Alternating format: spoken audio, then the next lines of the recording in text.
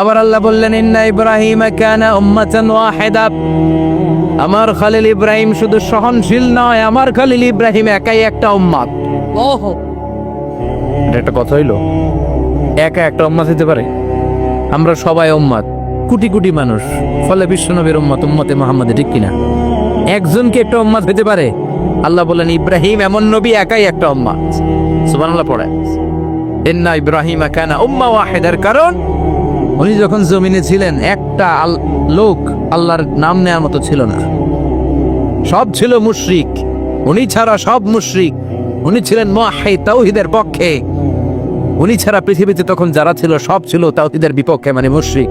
আল্লাহ বুঝাতে চাইলেন পুরো মুশরিক গোষ্ঠী একটা উম্মত, আমার ইব্রাহিম খলিল একাই আরেক উম্মত। ইন্না ইব্রাহিম কানা উম্মাতান ওয়াহিদা, সাইয়েদনা ইব্রাহিমের সময়কালে মুসলমান বলতে কেউ ছিল না, উনি একা ছাড়া। তার মানে গোটা বিশ্বের সব মুশরিক মিলে একা একটা উম্মত, সাইয়েদনা ইব্রাহিম নিজে নিজে একটা উম্মত। কি পরীক্ষা করে, কিভাবে আল্লাহ ওনারে উত্তীর্ণ করেছেন, এজন্য খুশি হয়ে আল্লাহ ওনারে খালিল উপাধি দিয়েছেন। কথা কম, ওনার কিছু উপাধি আছে, একটা হচ্ছে সিদ্দিক। কি উপাধি? আমাদের অনেকের নাম আছে না? এদিকে আছে সিদ্দিক নামে কেউ? মাশাআল্লাহ আছে তো। সিদ্দিক মানে কি জানেন? হ্যাঁ, কথা কন। সত্যবাদী, শুধু সত্যবাদী না, সত্য প্রকাশে, সত্য গ্রহণে, সত্যের ব্যাপারে আপোষহীন, কোনো আপোষ করে না। চিল্লা এখন ঠিক কিনা? তো 50 ওয়াক্ত মেরাজের রাতে নামাজ নিয়ে যখন নামতেছেন, মুসা আলাইহিস সালাম বললেন আল্লাহ আপনাকে কি দিলেন? গিফট। আল্লাহ নবী সাল্লাল্লাহু আলাইহি ওয়াসাল্লাম বললেন আমাকে গিফট হিসেবে দিয়েছে 50 ওয়াক্ত নামাজ। কয় ওয়াক্ত? 50 ওয়াক্ত। মুসা আলাইহিস সালাম বলে সর্বনাশ, বলেন কি 50 ওয়াক্ত পড়বে না? আমি তো আপনার আগে দুনিয়াতে নবী হিসেবে এসেছিলাম, আমার ফিল্ড ওয়ার্কের এক্সপেরিয়েন্স আছে, উম্মত চড়ায় খাইছি তো আমি জানি পড়বে না। আপনি যে দেখেন কমায় আনা যায় কিনা। পড়ি নাকি আমরা? 5 ওয়াক্ত তো পড়ি না, ঠিক কিনা? তো গেলেন যে বললেন আল্লাহ, মুসা আলাইহিস সালাম তো বলে যে পড়বে না আমার উম্মত, কমায় দেন না। আল্লাহ 5 ওয়াক্ত কমায়া 45 ওয়াক্ত দিলেন। আবার নেমে আসলেন কত? 45। মুসা আলাইহিস সালাম বলে আবার যান, আবার পড়বেন না, পড়বে না, কমায় নেন, ভালো হবে। আবার গেলেন, আবার 5 কম। আবার আসলেন, সাইয়েদনা মুসা আলাইহিস সালাম বললেন আবার যান, পড়বে না। আবার গেলেন, 9 বারে 5 9 45 ওয়াক্ত কমায় দিয়া রাখলেন কয় ওয়াক্ত? 5 ওয়াক্ত নিয়ে আল্লাহর হাবিব ফিরে আসতেছেন। মুসা আলাইহিস সালাম বললেন কি অবস্থা, কয় রাকাত, কয় ওয়াক্ত? আল্লাহর হাবিব বললেন এবার দিছে 5 ওয়াক্ত। মুসা আলাইহিস সালাম বললেন এটাও পড়বে না, ঠিক কিনা? এটাও পড়বে না, কমায় নিয়ে আসেন। এবার আল্লাহ রাসূল সাল্লাল্লাহু আলাইহি ওয়াসাল্লাম বলতে আরম্ভ করলেন কি বলেন, 9 বার গেলাম, আর কত যাওয়া যায়? আর পারুম না, লজ্জা লাগে, আমার শরম লাগে। সহিহ বুখারীতে এই কথাটাই এসেছে, আস্তাহি মির রাব্বি, আমার এবার লজ্জা লাগে যেতে। শরম বলেও তো একটা কথা আছে। কয়বার যাওয়া যায় আল্লাহর কাছে? সুবহানাল্লাহ পড়ুন। লাজুকতা কাকে বলে তিনি শিখিয়েছেন। ছোটবেলায়, শৈশব, কৈশোর, সবচেয়ে ভালো জামাতে আমরা মসজিদে পরে যাব। আমরা দুনিয়ার কাউরে দেখাতে চাই না, আমরা যা করি দেখাতে চাই একজনকে, তিনি কে? তাহলে মসজিদের প্রথম আদব ওযু করে ঢুকবো। 2 নাম্বার আদব, সবচাইতে ভালো জামাটা গায়ে দিয়ে মসজিদে ঢুকবো। 3 নাম্বার, ঢোকার সময় বাম পা দিয়ে ঢুকবো। কোন পা? আর বের হওয়ার সময় বিশ্বনবী বললেন মসজিদে যখন ঢুকবে এই দোয়াটা পড়ো, আউযু বিল্লাহিল আযীম ওয়া বিওয়াজহিল কারীম ওয়া সুলতানিহিল কাদীম মিনাশ শাইতানির রাজীম। এই 4টা শব্দ দিয়ে এই দোয়াটা যে পড়বে, এই দোয়াটা পড়ার সাথে সাথে শয়তান চিৎকার মারে আর ঘোষণা দেয় আজকের দিনের জন্য আমার ওয়াসওয়াসা থেকে তুই মুক্ত হয়ে গেলি। আফসোস করে শয়তান বলে তোরে তো আর কিছু করা গেল না, তোর উপরে আর কোনো খবরদারি নাই, আজকে সারা দিনের জন্য তোর রবের কাছ থেকে তুই প্রোটেকশন পেয়ে গেলি। আজকে শেষ, কালকে ধরবো তরে, কালকে ধরবো, আজকে শেষ। এই জন্যই দোয়াটা পড়বেন, আউযু বিল্লাহিল আযীম ওয়া বিওয়াজহিল কারীম ওয়া সুলতানিহিল কাদীম মিনাশ শাইতানির রাজীম। এই রেকর্ড হইতেছে ইউটিউবে, শুনে নিয়ে এটা পড়বেন। এরপরে নবীর একটা সালাম দিবেন, আসসালামু আলাইকা আইয়ুহান নবী ওয়া রাহমাতুল্লাহি ওয়া বারাকাতুহু। তারপরে ডান পা দিয়ে ঢুকবো আমরা। মসজিদে ঢোকার সময় কোন পা? সবাই বলেন আরো জোরে, মনে থাকবে? ভুল হবে না তো? আর ডান পা দিয়ে পড়ব আল্লাহুম্মা ইফতাহ লি আবওয়াবা রাহমাতিক, ও আল্লাহ তোমার রহমতের দরজা আমার জন্য খুলে দাও। পড়েন আমিন। আর যখন বের হব তখন বাম পা দিয়ে বেরোবো। কোন পা? সবাই বলে, মনে থাকবে? ছেলে মেয়েদেরকে শিখানো যাবে? বাচ্চারা কি শিখাবেন? ঢোকার সময়, বের হওয়ার সময়, ঢোকার সময়, বের হওয়ার সময়, আর বের হওয়ার সময় পড়ব আল্লাহুম্মা ইন্নী আসআলুকা মিন ফাদলিক, আল্লাহ আমি আপনার কাছে ফদল চাই। ঢোকার সময় রহমত চাই, বের হওয়ার সময় ফদল। ফদল মানে রিজিক। রিজিক কি মসজিদে থাকে না মসজিদের বাইরে? এজন্য আল্লাহ বলেন ফাইদা কুদিয়াতিস সালাতু ফান্তাশিরু ফিল আরদি ওয়াবতাগু মিন ফাদলিল্লাহ ওয়াযকুরুল্লাহা কাসীরান লাআল্লাকুম তুফলিহুন। যখন সালাত শেষ হয়ে যায় জমিনের মধ্যে ছড়িয়ে পড়ো, জমিনে কাজ কর্ম শুরু করে দাও, কর্মচাঞ্চল্যতা দিয়ে জমিনটাকে ভরে তোলো, আর আল্লাহর কাছে ফদল চাও, রিজিক চাও। রিজিকের মালিককে। তাহলে মসজিদে কি পাওয়া যায়? রহমত। ওই একজন পে রিজিক না, রহমত। মসজিদে কি পাওয়া যায়? সবাই বলেন, এটাকে ক্লাস মনে করবেন, তাহলে খেয়াল থাকবে। মসজিদের ভিতরে কি পাওয়া যায়? আর বাইরে পাওয়া যায় রিজিক। চিল্লায় বলেন, বাইরে কি পাওয়া যায়? এই জন্য ঢোকার সময় রহমত চাবো, বের হওয়ার সময় রিজিক চাবো। ঢোকার সময় ডান পা, বের হওয়ার সময়, মনে থাকবে? আর মসজিদে ঢুকেই 2 রাকাত, ঢুকেই 2 রাকাত। দুখুলুল মসজিদ, তাহিয়াতুল মসজিদ, তাহিয়াতুল উযু, যেই নাম দেন। ওযু করলেই মসজিদে ঢুকলেই, মনে থাকবে? ভুলে যাবেন তো আপনারা? খেয়াল থাকবে? মসজিদে ঢুকলেই 2 রাকাত পড়তেন বিশ্বনবী মুহাম্মদ সাল্লাল্লাহু। বিশ্বনবী জুমার খুতবা দিচ্ছেন, হঠাৎ এক সাহাবী খুতবা চলাকালীন সময়ে মসজিদে ঢুকেই বসে পড়লেন। বিশ্বনবী বললেন দাঁড়াও। নিজের খুতবা বন্ধ করে দিয়ে সাহাবীরে বললেন দাঁড়াও, 2 রাকাত পড়েছ নাকি? সাহাবী বলে পড়ি নাই। বিশ্বনবী বললেন তাড়াতাড়ি করে চটজলদি করে 2 রাকাত পড়ে নাও। খুতবা, জুমার খুতবা চলতেছে, খুতবা থামিয়ে দিয়ে খুতবার নিরবিচ্ছিন্নতাকে ভঙ্গ করে আল্লাহর হাবিব সাল্লাল্লাহু আলাইহি ওয়াসাল্লাম 2 রাকাত পড়তে বললেন। এটা খুবই জরুরি, পড়বেন, খুতবা চলাকালীনও পড়বেন। যদিও আমাদের দেশের অনেক জায়গায় এটা সুযোগ দেয় না, বলে যে লাল বাতি জ্বলন্ত অবস্থায় নামাজ পড়া নিষেধ, নিজেরা বানাইছে নিষেধ। তো পড়তে না দিলে বারান্দায় পড়েন, যেহেতু খুতবা শোনারও গুরুত্ব আছে। হানাফি মাযহাবে খুতবাটারে ওয়াজিব বলে, খুব গুরুত্ব দেয়। এজন্য বলে যে এটা বেশি গুরুত্বপূর্ণ এই নামাজের চেয়ে। এটা হচ্ছে ওনাদের দলিল, কিন্তু ওই দলিলটা বেশি শক্তিশালী যে মসজিদে ঢুকেই 2 রাকাত পড়তে হয়, ঠিক কিনা? এজন্য মসজিদে ঢুকেই আমরা 2 রাকাত পড়ব। তাহলে প্রথমে ওযু করে নিলাম, সুন্দর জামা পরলাম, ডান পা দিয়ে মসজিদে ঢুকলাম, ঢুকেই 2 রাকাত পড়লাম। এই সবগুলো আদেশ বিশ্বনবী আমাদের জন্য দিয়েছে, ঠিক কিনা? আবার বিশ্বনবী নিষেধ করেছে কবরের উপর যেন কখনো কেউ মসজিদ না বানায়।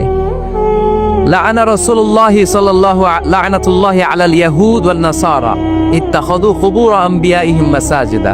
আল্লাহ তাআলা ইহুদি নাসারাদের উপর লানত দিয়েছে। কি দিয়েছে? লানত। কারণ তারা তাদের নবীদের কবরের উপরে মসজিদ বানায়, ওইখানে নামাজ পড়ে। কবরস্থানে নামাজ পড়া যায়? কবরের উপরে নামাজ পড়া যায়? বাংলাদেশে আছে না নাই? ছোট্ট এতটুক মসজিদ, 2 কাতারের এত বড় কবরস্থান। ইয়া লাল শালু, নীল শালু, আগরবাতি আর গোলাপ জলের গন্ধে ঢোকা যায় না, আছে না নাই? ওখানে যে আগরবাতি জ্বালায় দেয়, গোলাপ জল ঢেলে দেয়, আছে না নাই? কবরস্থানে বা মাজারে কেন মোমবাতি দেয় মানুষ আমি জানি না। যিনি কবরে শুয়ে আছেন ওনার কাছে কি আলো যায়? মোমবাতির আলো। তো ওনারে দিছেন কেন? এটা তো যে সমস্ত ঘরে এখনো ইলেকট্রিসিটি পৌঁছে নাই, বাচ্চারা পড়াশোনা করতে পারেন, এদের ঘরেই না আপনি মোমবাতি দিবেন? তাহলে আপনার বাবার কবরটারে আলো দিয়ে ভরে দিবে কে? মাজারে যে অনেকে টাকা দেয়, মানত করে, মাজারে টাকা দেয়া যায় না, মানত করা যায় না, মানত করতে হয় একজনের নামে। চিল্লায় বলেন তিনি কে? খবরদার, এগুলো থেকে সাবধানে থাকতে হবে। মাজার জিয়ারত করা সুন্নাহ, কবর দেখলেই সালাম দেয়া সুন্নাহ, জিয়ারত করা সুন্নাহ। এর জন্য দোয়া চাইবেন, নিজের জন্য আল্লাহর কাছে দোয়া চাইবেন। এর জন্য দোয়া করবেন, নিজের জন্য দোয়া করবেন, কিন্তু মাজারে পড়ে থাকা লোকটার কাছে কিছু চাওয়া যায়। আল মাইয়িতু ফিল কবর কাল গরীকি ফিল বাহর। সাঁতার না জানা ব্যক্তি সাগরে পড়লে যেরকম অসহায়, কবরে শুয়ে থাকা ব্যক্তিটা তার চেয়েও বেশি অসহায়। সে আপনার জন্য কি করবে? আপনি তার জন্য দোয়া করলে সে কিছু পাবে। সে আপনার কিছু করায় দিতে পারবে? করতে পারে একজন, তিনি কে? চিল্লায় বলতে হবে, তিনি কে? কেউ ফিরে না খালি হাতে, আল্লাহ রে তোর দরবারেতে। ঠিক কিনা?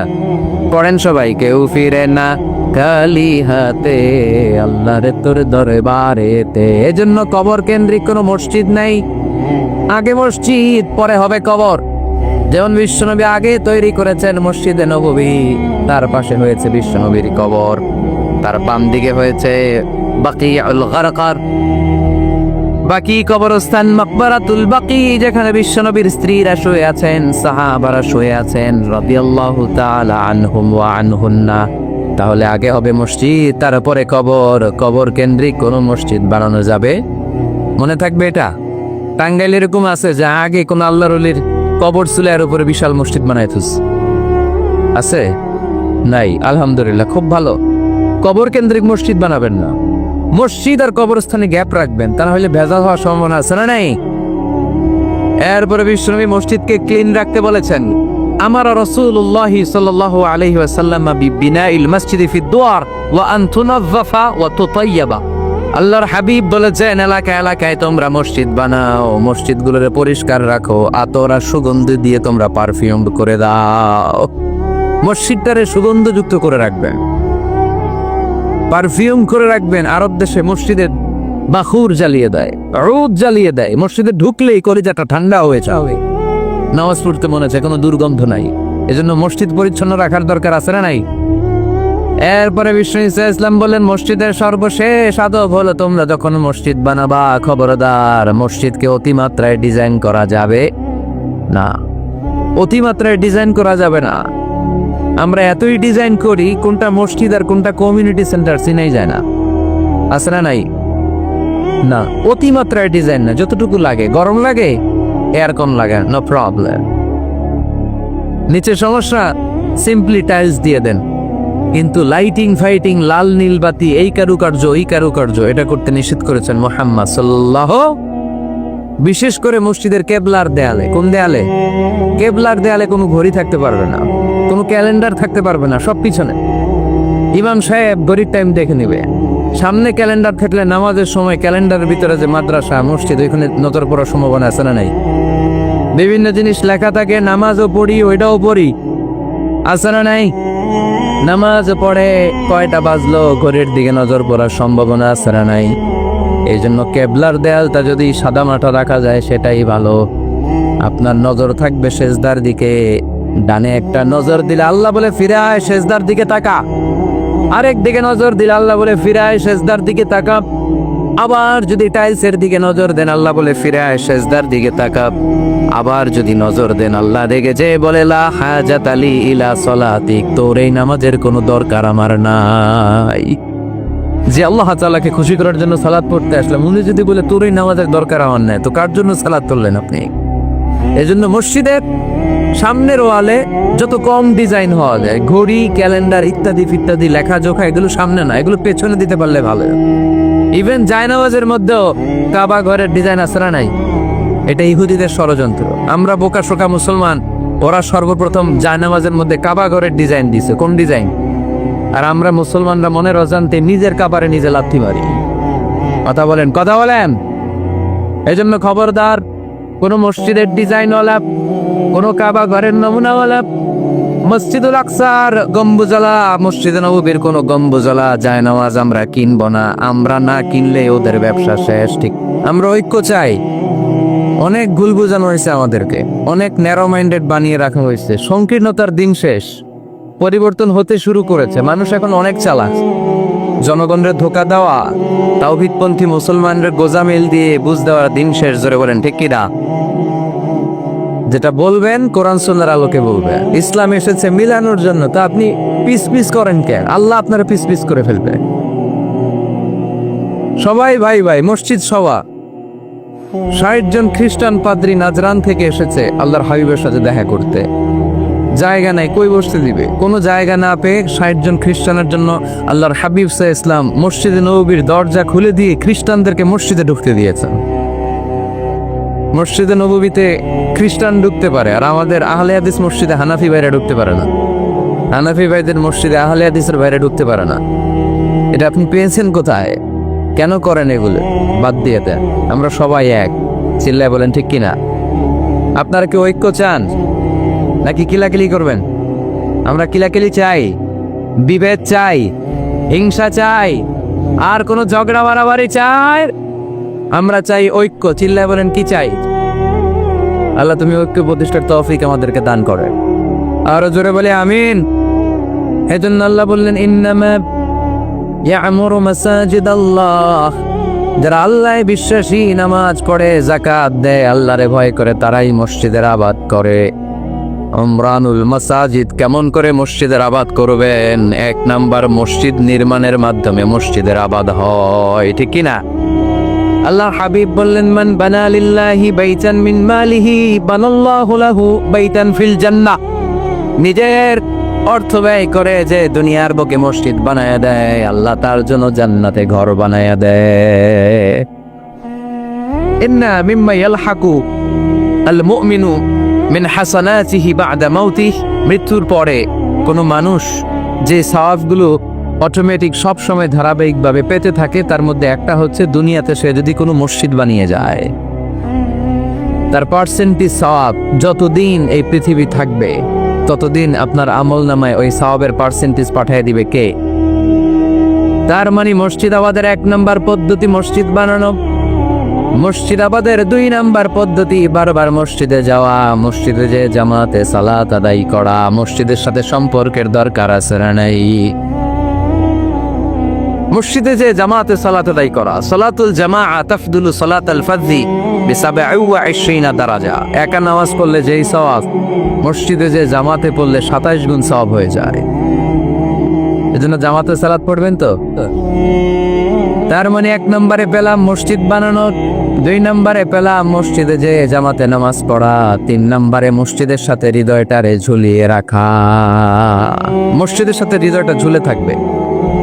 7 শ্রেণীর ব্যক্তিকে আল্লাহ তাআলা কিয়ামতের দিন আরশের নিচে ছায়া দিবে। এর মধ্যে 1 শ্রেণীর ব্যক্তি ওই ব্যক্তি যে ব্যক্তির হৃদয়টা সবসময় মসজিদের সাথে ঝুলে থাকে, লেগে থাকে। জোহরের নামাজ পড়ে খালি টেনশন, কিরে আসরের সময় কখন হবে? আসর পরে চিন্তা করে মাগরিবে আমি কই থাকবো, তখন মসজিদ থাকবে কই, নামাজটা হবে কিনা। মাগরিব পড়ার পরে একটাই চিন্তা, ঘুমের আগে এশাটা যেন ঠিক মতো হয়, ঠিক কিনা? এরকম মুসল্লি আসরে নাই। আল্লাহর হাবিব বললেন যারা সবসময় হৃদয়টারে মসজিদের সাথে এইভাবে লাগিয়ে রাখে, আরশের নিচে তাদেরকে সেদিন ছায়া দিবে কে? আল্লাহর আরশের ছায়া ছাড়া ওই দিন আর কোনো ছায়া থাকবে নাকি? আকাশের সূর্য মাথার কাছে নেমে আসবে, জমিনটারে তামার জমিন বানিয়ে দেওয়া হবে। জিহ্বাটা তৃষ্ণার চোটে বের হয়ে নাভি পর্যন্ত কুকুরের মতো ঝুলতে থাকবে। মানুষগুলো চিৎকার মারবে, কোনো ছায়া নাই আরশের ছায়া ছাড়া। ওই আরশের ছায়ার নিচে ওই ব্যক্তিকে আল্লাহ ছায়া দিবেন যার হৃদয়টা মসজিদের সাথে লেগে থাকে, সবসময় মসজিদের সাথে মনটা পড়ে থাকে। এরকম আছে না নাই? মসজিদে বারবার যেতে চায়। মসজিদে যাওয়ার জন্য যতগুলো কদম ফেলবেন, প্রতিটা কদমে আপনার মর্যাদা 1 স্ট্যাটাস 1 তলা বাড়ায় দেয় কে? গুনাহগুলো মাফ করে দেয় কে? আবার মসজিদে যদি কোনো দিনই হালাকায় বসেন, আল্লাহর রহমত চারদিক থেকে আপনারে বেষ্টন করে ফেলে। আল্লাহর ফেরেশতারা আপনাদের জন্য দোয়া করতে থাকে। তাহলে মসজিদ আবাদের 1 নাম্বার নমুনা হলো মসজিদ বানানো। মসজিদকে আবাদ করার 2 নাম্বার নমুনা হলো মসজিদে জামাতের সাথে সালাত আদায় করা। মসজিদ আবাদের 3 নাম্বার নমুনা হলো হৃদয়টা মসজিদের সাথে ঝুলিয়ে রাখা। মসজিদ আবাদের 4 নাম্বার নমুনা হলো নিজ হাতে মসজিদকে পরিষ্কার পরিচ্ছন্ন রাখা। মসজিদ ঝাড়ু দিচ্ছেন কে কে? দেখি হাত তোলে। প্রত্যেকদিন দেন? আলহামদুলিল্লাহ, আলহামদুলিল্লাহ। এটা সাইয়েদানা ইব্রাহিম আলাইহিস সালাম আর ইসমাঈল আলাইহিস সালামের ডিউটি ছিল। ডিউটিটা দিছিল কে? চিল্লায় বলেন কে? আল্লাহ বললেন তাহিরা বাইতিয়া লিত-তাইফিনা ওয়াল আকিফিনা ওয়ার রুকআইস সুজুদ, মসজিদেরি ঝাড়ু বারদার ও কামারে হাত শোনো আমার মুনাজাত। পড়েন, শোনো শোনো ইয়া ইলাহি আমার মুনাজাত, শোনো আমার মুনাজাত। পড়েন আমিন। খাদেম ঝাড়ু দিল কিনা, মসজিদের ফ্লোর মুছলো কিনা, মুয়াজ্জিন হুজুর মসজিদ ঝাড়ু দিল কিনা, মসজিদে বালু আছে কিনা, সবাই যে চেক করে। দায়িত্ব কি শুধু খাদেমের আর মুয়াজ্জিনের কাঁধের উপরে নাকি আমাদের কাঁধেও মসজিদ পরিচ্ছন্ন রাখার দায়িত্ব আছে না? নাই। দুইজন নবীকে আল্লাহ বললেন, সাইয়েদনা ইব্রাহিম যাকে উপাধি দিয়েছেন আল্লাহ খালিল, আমার মসজিদ পরিষ্কার করো, বাপ বেটা মিলে ঝাড়ু দাও। সাইয়েদনা ইসমাইল ইব্রাহিম মসজিদ ঝাড়ু দিতে পারলে আপনি কোন লাট সাহেব হুসেন? কি হয়ে গিয়েছেন আপনি? মনে জ্বালা, যন্ত্রণা, ঘরে মারামারি, শান্তি নাই, মসজিদে চলে যান, মসজিদ মুছে দেন, কিন্তু ঝাড়ু দিয়া দেন। আপনার ঘরের সব অশান্তিরে শান্তি বানায় দিবে কে? মনের জ্বালা যন্ত্রণা দূর করে দিবে কে? এই জন্য হৃদয়ে যদি কষ্ট থাকে, জ্বালা যন্ত্রণা থাকে, অসুখ থাকে, অশান্তি থাকে, মসজিদে যান, মসজিদটা ঝাড়ু দেন, এতিমের মাথায় হাত বুলায় দেন, হৃদয়টারে প্রশান্ত করে দিবে কে? তাহলে এই কাজগুলো করার মাধ্যমে আমরা মসজিদ আবাদ করবো। রাজি আছেন? আপনাদের টাঙ্গাইল জেলায় সবচেয়ে বড় মসজিদ কোনটা?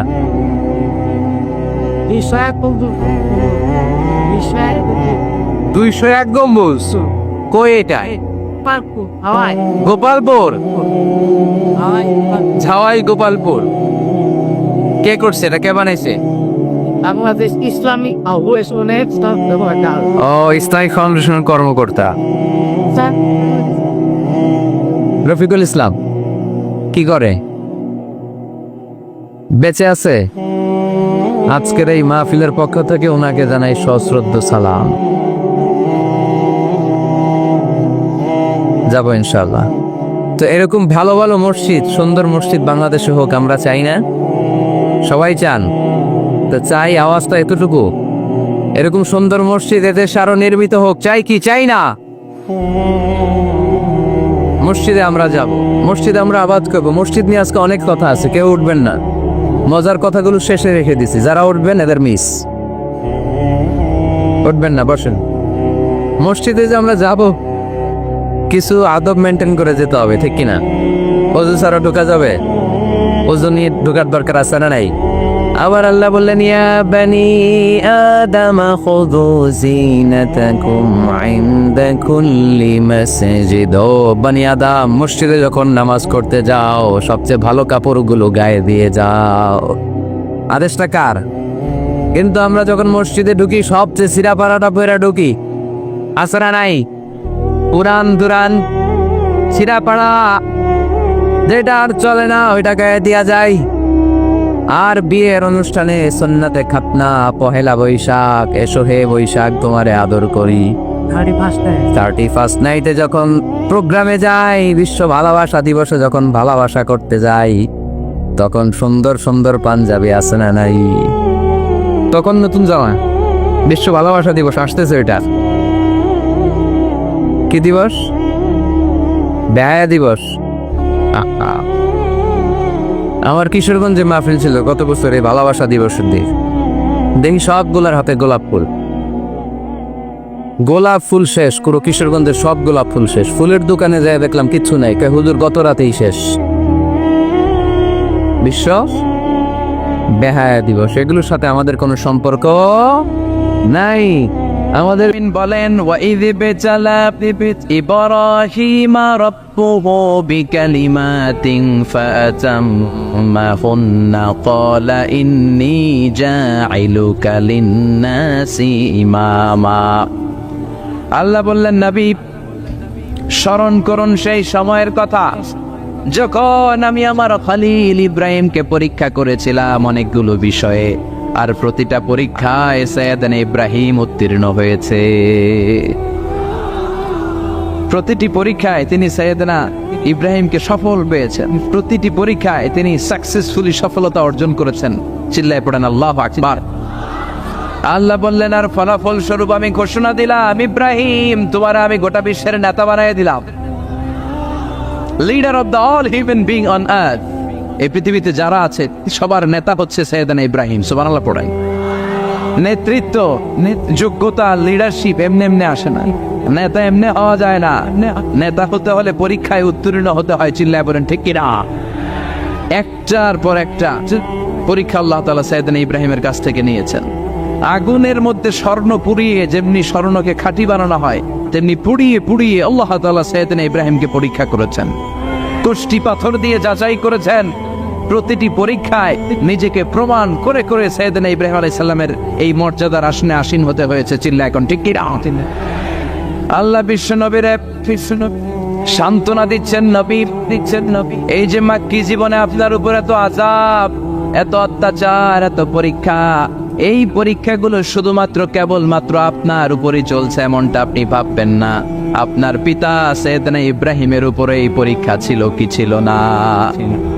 সাইয়েদনা ইব্রাহিমের উপর এই পরীক্ষা ছিল। লোকেরা আপনারে পাগল বলে গালি দেয়, মক্কায় আপনারে পাগল বলে গালি দেয়, আপনারে গণক বলে গালি দেয়, আপনাকে কবি বলে গালি দেয়। একটার পর একটা গালি, একটার পর একটা ট্যাগ আপনার উপর লাগাতে থাকে তারা। এটা সুন্নাতুল্লাহ, এটা আল্লাহর সুন্নাত। পৃথিবীতে যারাই ইসলামের পক্ষে কথা বলবে, ইসলামের বিপক্ষ শক্তিরা তাদেরকে গালমন্দ করবে। চিল্লায় বলেন ঠিক কিনা? বিশ্বনবীকে যেমনি গালমন্দ করতো, এখনো এই গালমন্দ আছে না নাই? তবে গালি দেওয়ার ভার্সন চেঞ্জ হয়েছে। কথা কন। বিশ্বনবীরে বলতো কবি, বিশ্বনবীরে বলতো গণক, বিশ্বনবীকে বলতো পাগল, কিন্তু এখন আম করে ডাক দেয় কাঠমোল্লা বলে। এখন আমাদেরকে গালি দেয় রাজাকার বলে, এখন আমাদেরকে গালি দেয় যুদ্ধাপরাধী বলে। গালি কিন্তু ঠিকই আছে, কিন্তু গালি মিস নাই। আপনি কোরআনের কথা বলবেন আর আপনি গালি শুনবেন না, আপনার পুরো জীবনে কোনো ঝুঁকি আসবে না। সবাই আপনারে হাততালি দিবে আর রেড কার্পেট রিসেপশন দিবে, এটা হবে না। চিল্লায় বলেন ঠিক কিনা? মক্কার জমিনে যখন বিশ্বনবী দাওয়াত দিয়েছেন, এমন কোন অত্যাচার নাই যেটা বিশ্বনবীর উপর হয় নাই। বিশ্বনবীকে পিটানো হয়েছে, বিশ্বনবীর গায়ে পাথর মারা হয়েছে। 3 বছর বিশ্বনবী শিয়াবে আবি তালেবের জেলখানায় বন্দী থেকেছে। এজন্য জেল, জরিমানা, অত্যাচার, ফাঁসি এগুলোকে মুমিন থোড়াই কেয়ার করে। চিল্লায় বলেন ঠিক কিনা? মুমিন জানে আল্লাহর দেওয়া ওয়াদা, ওয়ালা তাহিনু ওয়ালা তাহজানু